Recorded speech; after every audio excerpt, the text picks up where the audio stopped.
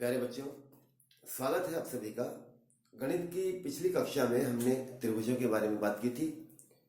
हम बिल्कुल सामान्य तरीके की अपनी वीडियो बना रहे हैं, अपनी क्लासेस बना रहे हैं और कक्षा में भी हम कोशिश करते हैं कि हम बहुत ही सामान्य तरीके से गणित को पढ़ाएं।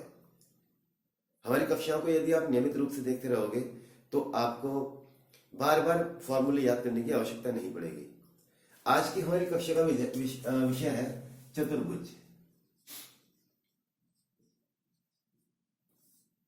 चतुर्भुज कितने प्रकार के होते हैं, इनके ऊपर किस किस तरह के सवाल आते हैं, कक्षा को आप ध्यान से देखते रहें, आपको सभी तरह का पता लग जाएगा। चतुर्भुज किसे कहते हैं? चार भुजाओं से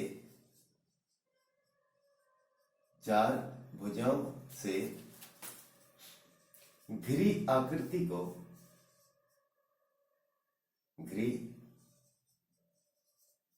को चतुर्भुज कहते हैं। जो छात्र हमारे ऐसे हैं जो इंग्लिश मीडियम में कंफर्टेबल है, हिंदी मीडियम में थोड़ा दिक्कत आती है, उनके लिए बता दूं, a figure covered with 4 sides is called quadrilateral।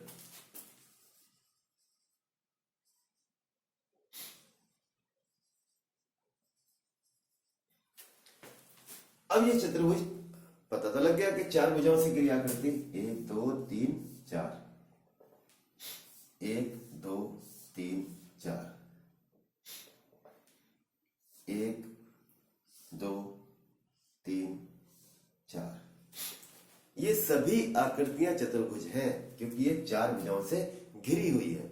अब इन चतुर्भुजों के भेद देखते हैं, चतुर्भुज कितने प्रकार के होते हैं। तो बच्चों, एक चार्ट बना रहा हूं, दिमाग में बिठा लेना। ये आपका चतुर्भुज है। 2 प्रकार के होते हैं, एक असमानांतर और दूसरे समांतर। ये केवल एक ही प्रकार का होता है, असमानांतर। और समांतर चतुर्भुज 5 प्रकार के होते हैं। इनमें पहले आता है आयत,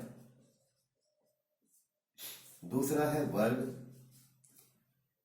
तीसरा है समानांतर चतुर्भुज,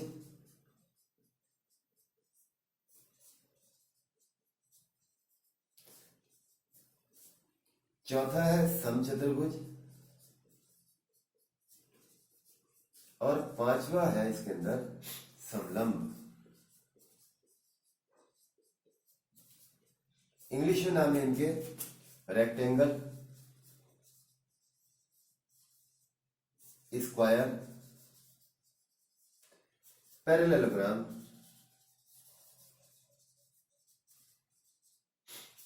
रोम्बस एंड ट्रेपीजियम।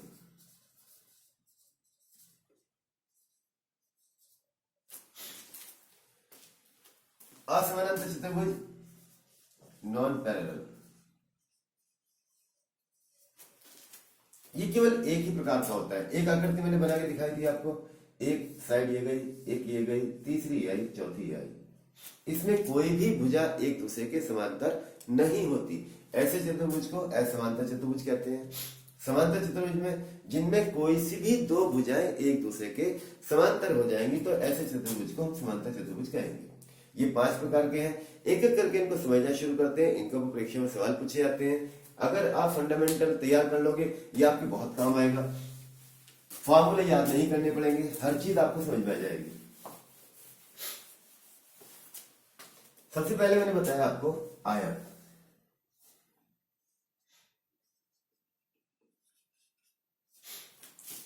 पहले चित्र के द्वारा समझ लेते हैं, फिर मैं सारी चीजें लिख के बताऊंगा। आमने सामने की भुजाएं बराबर होती हैं। प्रत्येक कोण 90 अंश का होता है। किसी भी आकृति में जब परीक्षा देने जा रहे हैं आपने एक त्रिभुज बना दिया और त्रिभुज बनाने के बाद यहाँ पे उसने एक डिब्बा बना दिया। ये डिब्बा मतलब 90 डिग्री। अगर उसने वर्ग बनाया हुआ है, इस तरह बनाया और यह एक त्रिभुज बना दिया और यह एक डिब्बा बना दिया।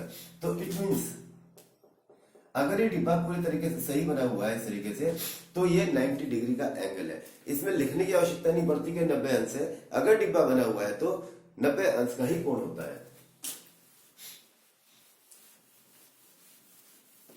तो आयत का प्रत्येक कोण 90 अंश होता है। विकर्ण, आयत के दो विकर्ण होते हैं जो एक दूसरे को समद्विभाजित करते हैं। ठीक है बच्चों, अब एक मैं इसको लिख बताता हूं। पॉइंट नंबर 1, आमने सामने की बजाय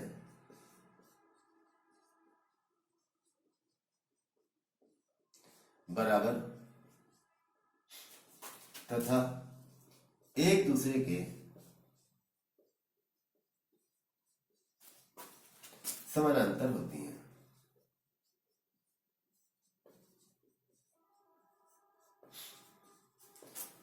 इंग्लिश मीडियम स्टूडेंट्स के लिए opposite sides are equal and parallel.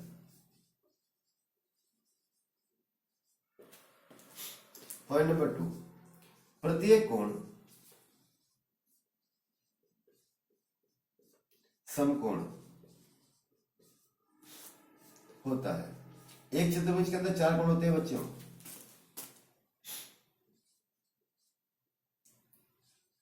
Every angle is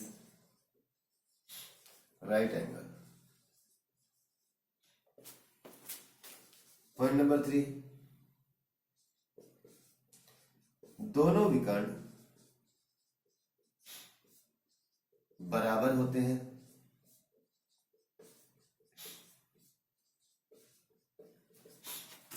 तथा एक दूसरे को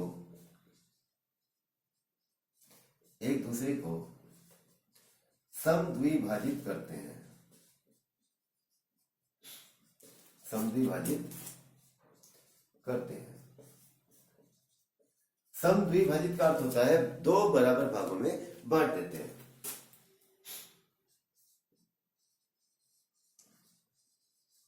Diagonals are equal and bisect each other.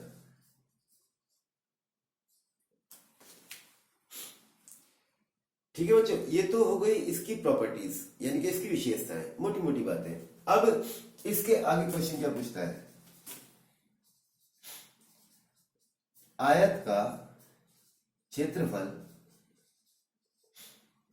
बराबर लंबाई गुणा चौड़ाई। एरिया ऑफ रेक्टेंगल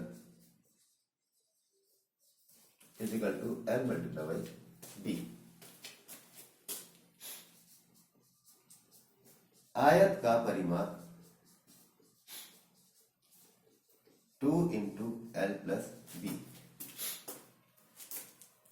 2 गुणा लंबाई प्लस चौड़ाई।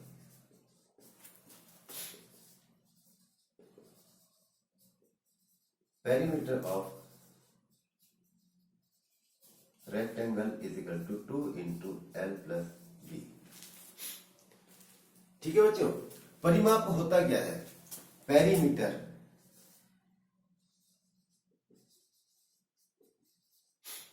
यानी कि परिमाप। इसका अर्थ क्या होता है, परि अर्थात बाहर और माप का अर्थ होता है मापन, नापना। ठीक है, जैसे आपकी ये आयत की आकृति है, परिमाप की बात कर रहा है, तो परिमाप का मतलब यहां से आप चलना शुरू करेंगे तो पहले क्या चलेंगे आप लंबाई के बराबर, फिर चलेंगे चौड़ाई के बराबर, फिर चलेंगे आप लंबाई के बराबर और फिर चलेंगे आप चौड़ाई के बराबर। तो इसकी पूरी लंबाई को हम परिमाप कहते हैं। तो ये क्या हुआ आपका L plus B plus L plus B. Formula भूल जाओ तो ऐसे समय के लिए बता रहा हूं, 2L प्लस 2B, 2 कॉमन निकाल लिया आपने, L प्लस बी आपका फॉर्मूला गया 2 इंटू L प्लस बी। ठीक है बच्चों,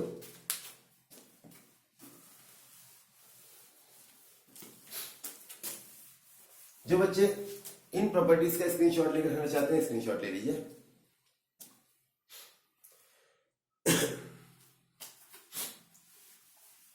आयत के बाद अब हमारा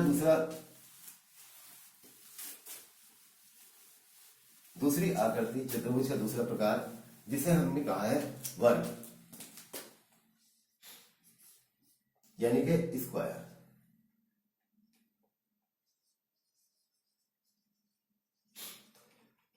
पहले चित्र से समझ लेते हैं। स्क्वायर का जो चित्र है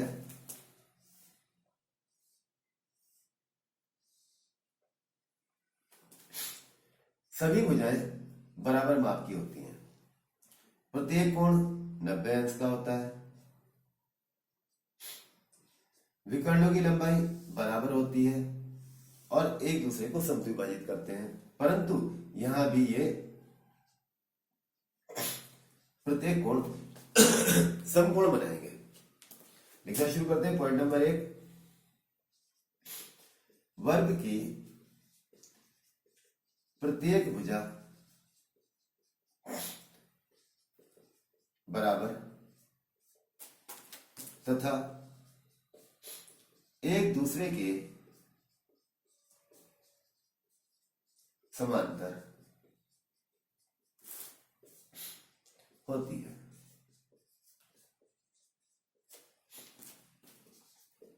all sides of square are equal and parallel to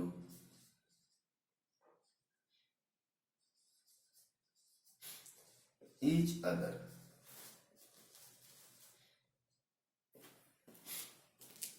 प्रत्येक कोण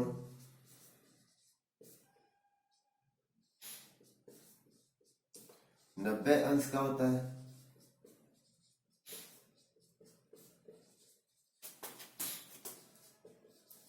all angles are right angles। विकर्ण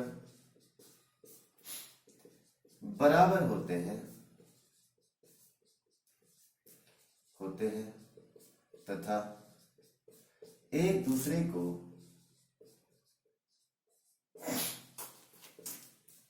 समकोण पर समद्विभाजित करते हैं।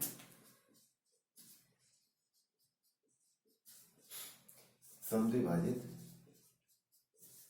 करते हैं। कहां समद्विभाजित कर रहे हैं? समकोण पे, यानी कि जो कोण बनेगा इन दोनों के बीच ये भी 90 अंश का बनेगा। Diagonals are equal and bisect each other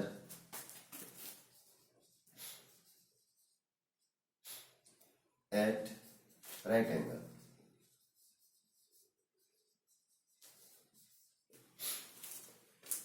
क्षेत्रफल निकालने का फॉर्मूला, वर्ग का क्षेत्रफल बराबर भुजा की घात 2। सारे फॉर्मूले आयत से बन के आएंगे। आयत का क्षेत्रफल क्या था? आयत का क्षेत्रफल बराबर L इंटू बी। यही वर्ग का होता है L इंटू बी, मगर इसमें क्या है? साइड ये भी ए है, ये भी ए है, ऑल साइड्स आर इक्वल। तो यहां पे क्या हो गया? a multiply by a, it means a raise to the power 2, यानी कि भुजा की घात 2। Area is equal to side raise to power 2। Perimeter, वर्ग का परिमाप इज इक्वल टू 4 गुणा भुजा, यानी कि perimeter is equal to 4 multiply by side. इसके बाद आता है आयत का विकर्ण। यहीं से फॉर्मूला बनाएंगे एक और। विकर्ण का है under root L square plus B square. किसका है ये आपका आयत यानी कि रेक्टेंगल। यहां से निकालेंगे हम वर्ग का विकर्ण बराबर सेम यही फॉर्मूला लगना है, वो फॉर्मूला बदल जाएगा L square plus B square it means under root a square plus a square it means under root 2a square it means a under root 2। साधारण शब्दों में कैसे लिखेंगे? साधारण शब्दों में लिखेंगे इसको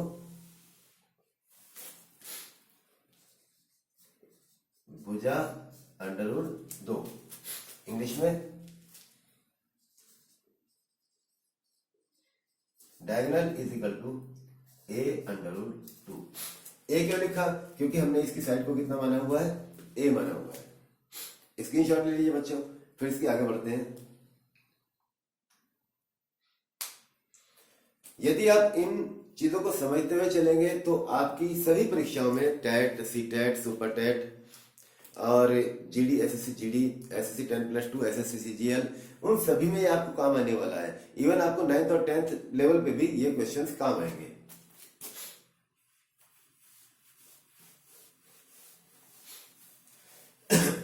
अब इसके बाद अगला आएगा हमारा समानांतर चतुर्भुज।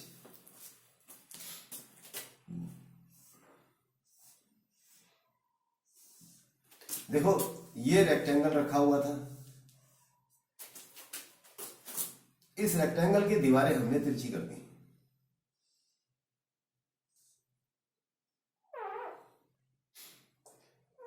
तो ये हमारा पैरेललोग्राम तैयार हो गया। सेम टू सेम कुछ प्रॉपर्टीज सेम रहेंगी और कुछ बदल जाएंगी। जैसे आमने सामने की बजाय बराबर होती हैं, ठीक है बच्चों, और एक दूसरे के समानांतर होती हैं। अगर ये तीर कहीं लगा हुआ है तो इसका मतलब होता है पैरेलल लाइंस।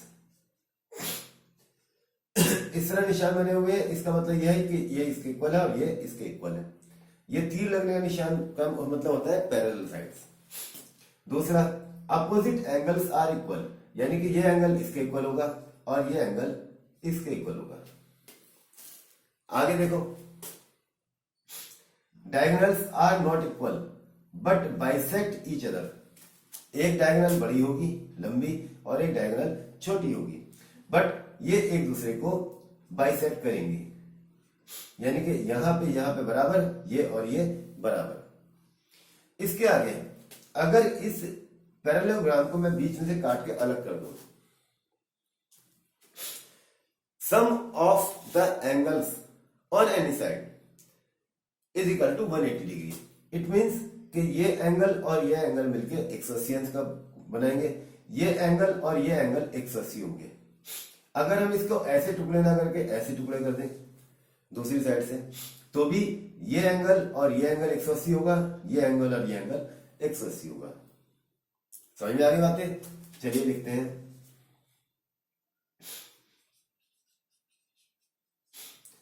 समानांतर चतुर्भुज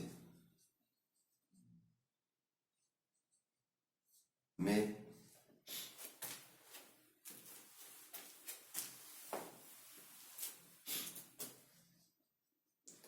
आमने सामने की भुजाएं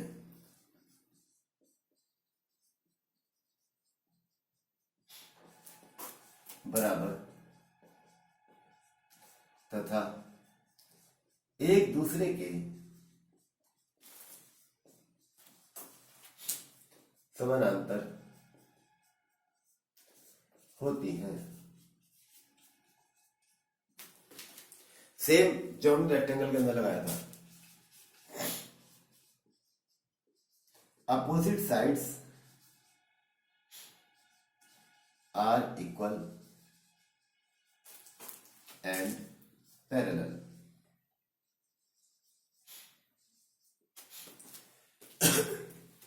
पॉइंट नंबर 2, आमने सामने के कोण बराबर होते हैं। ध्यान रखना, यहां पे 90 डिग्री नहीं है, रेक्टेंगल में और स्क्वायर में 90 डिग्री थे। Opposite angles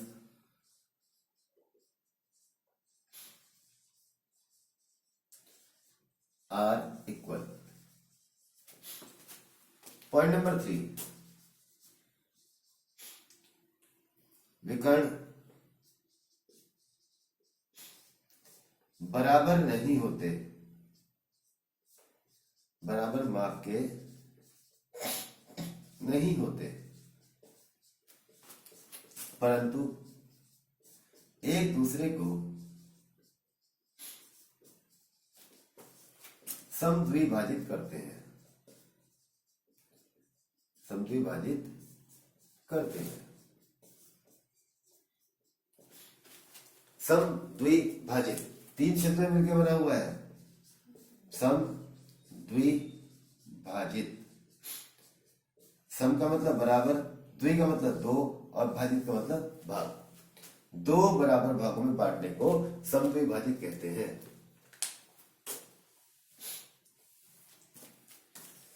diagonals are not equal but bisect each other.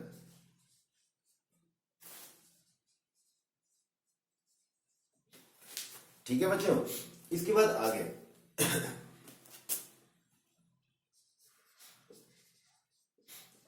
किसी भी एक दिशा के दोनों कोणों का योग, दोनों कोणों का योग 180 अंश होता है।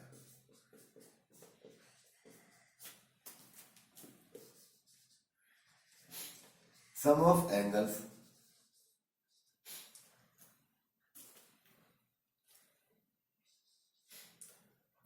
on any one side is always 180 degree. ठीक है बच्चों, इसके एरिया की बात करते हैं। समांतर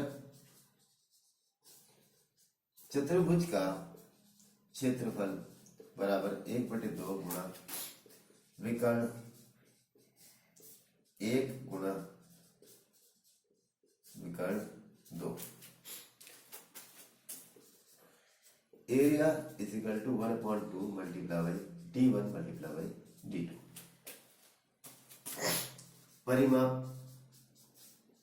परिमाप के लिए फॉर्मूला लगाएंगे 2 into L plus B. Perimeter, इसको एक तरीके से और भी लिख सकते हैं, इज इक्वल टू भुजाओं की माप का योग। अगर ये बात आप याद करोगे तो ये आपकी प्रत्येक आकृति के अंदर काम आएगी, चाहे वो आपका चतुर्भुज हो, चाहे वो आपका पंचभुज हो, चाहे वो आपका षटभुज हो। हर एक आकृति के अंदर ये फॉर्मूला काम करेगा। Perimeter is equal to sum of sides, यानी कि भुजाओं का योग। इसका भी स्क्रीनशॉट लीजिए। इसके आगे रोम्बस है।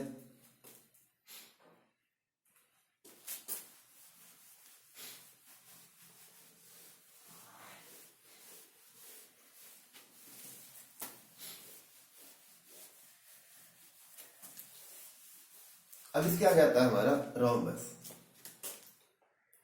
ये आकृति हमारी स्क्वायर थी, स्क्वायर को हमने तिरछा किया और हमारा रोम्बस तैयार हो गया। ठीक है मेरे बच्चों, रोम्बस यानी कि समचतुर्भुज, समचतुर्भुज इंग्लिश में कहेंगे रोम्बस। पहले चित्र से समझ लेते हैं। चारों भुजाओं की माप बराबर होती है, आमने सामने के कोण बराबर होते हैं।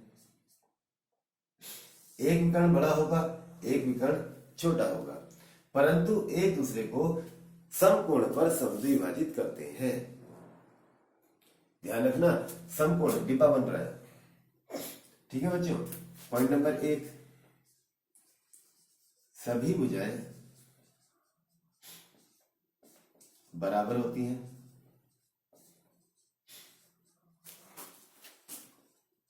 तथा एक दूसरे के एक दूसरे के समानांतर होती है। पॉइंट नंबर 2, इसे मैं इंग्लिश में नहीं लिख रहा हूं, सेम टू सेम वही चलेगा जो पीछे पैरेललोग्राम में चला था।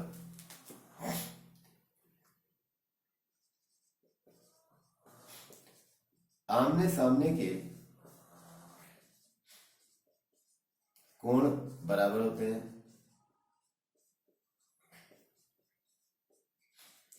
आमने सामने के कोण बराबर होते हैं।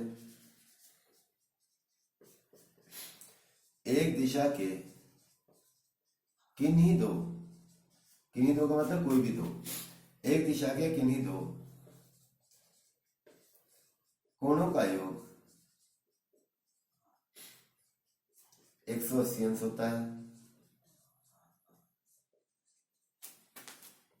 पॉइंट नंबर 3, विकर्ण असमान माप के यानी कि अलग अलग माप के होते हैं और एक दूसरे को समकोण पर समद्विभाजित करते हैं। समद्विभाजित करते हैं।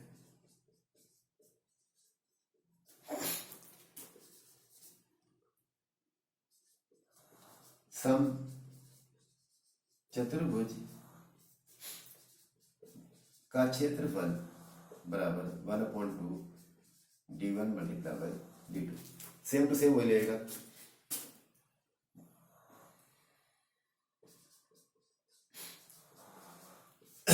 परिमाप बराबर भुजाओं का योग। ठीक है बच्चों, और अगर इसमें विकर्ण की लंबाई निकालनी हो तो आपको ये लंबाइयां या क्षेत्रफल कोई ना कोई एक चीज पता होनी चाहिए। आगे जब सवाल आएंगे तो इसके विकर्ण की माप भी निकालनी बताएंगे। स्क्रीनशॉट ले लीजिए। अब एक और बचा है हमारे पास, ट्रपीजियम। ट्रपीजियम के बारे में समझ लेते हैं। यहां पे जो कुछ होता था वहां पे कुछ भी नहीं होगा, अर्थात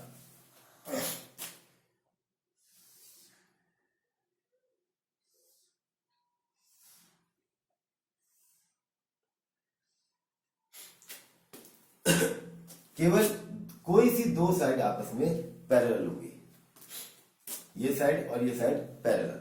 ऐसा होते ही ये क्या बन गया आपका ट्रपीजियम यानी कि समलंब। यानी कि ट्रपीजियम। इसमें केवल मैं आपको ओरल समझा रहा हूं, मौखिक समझा रहा हूं, लिखवाऊंगा नहीं, कुछ भी लिखूंगा नहीं। चारों भुजाओं की माप असमान होती है। कोई दो भुजाएं एक दूसरे के समानांतर होती है। विकर्णों की लंबाई बराबर नहीं होती। विकर्ण एक दूसरे को समद्विभाजित नहीं करते। आमने सामने के कोण बराबर नहीं होते। ठीक है बच्चों, जो सब वहां पे हो रहा था यहां पे नहीं होता। पॉइंट नंबर 1,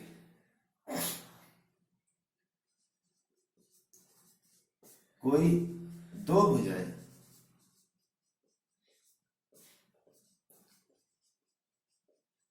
समानांतर होती है।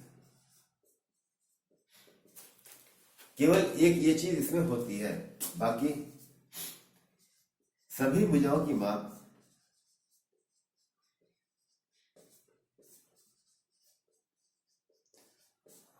अलग अलग होती है।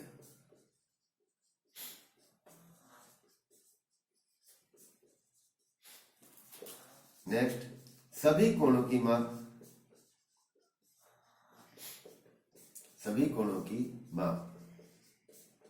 अलग अलग होती है।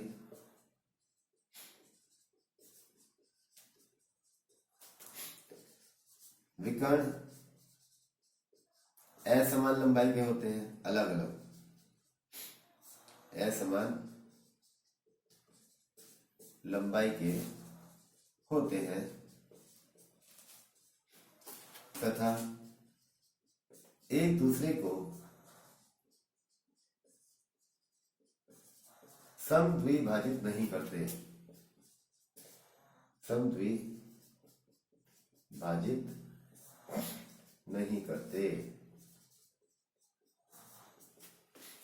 Diagonals are not equal and do not bisect each other. Next point. समलंब का क्षेत्रफल बराबर 1/2